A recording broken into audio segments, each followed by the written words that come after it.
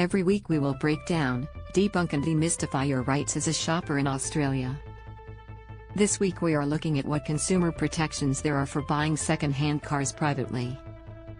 We all know life is getting more expensive than ever before, and how important it is to stretch every dollar you make. That's why each week we'll answer a question surrounding what shoppers are, and aren't, entitled to when dealing with retailers and manufacturers.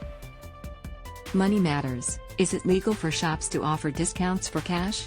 Dud in the driveway stew. Last year I bought a cheap Subaru second-hand from a guy online and it all appeared to be fine. Drove okay, all the papers and everything were in order.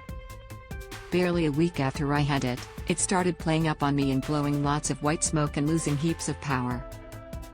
My mechanic said it needs a new head gasket which could cost $2,000.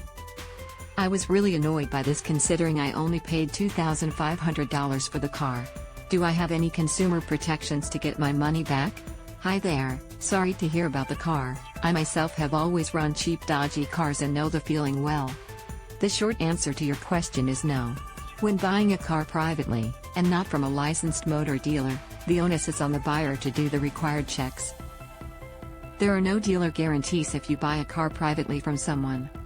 Money matters. Refund loophole. Most consumers have no idea about under Australian consumer law, the seller of the car is required to ensure that the vehicle has a clear title. Even then I would be extremely cautious and run the appropriate Personal Property Securities Register, PPSR, check for the car. It costs just $2 and will tell you if it's been written off, stolen or has money owing on it. It's always advised that you get an independent mechanic to check the car you're about to buy. Yes, it costs money, but for the same cost as a tank of fuel, at least in today's prices, you could save yourself some major headaches. Money matters. Can a business refuse legal tender in Australia? It's also important to remember that cars are a mass of moving parts. Despite the best intentions of manufacturers, cars can endure breakdown, sometimes soon after they are sold.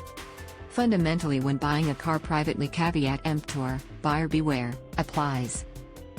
This is why it's generally cheaper to buy a car from a private person rather than a licensed motor dealer, who by law must give some consumer protections. The situation with your Subaru sucks, but I would take it as a $2,500 life lesson.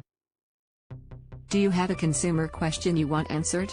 You can get in touch with reporter Stuart Marsh at smarsh@9.com.au. The information provided on this website is general in nature only and does not constitute personal financial or legal advice.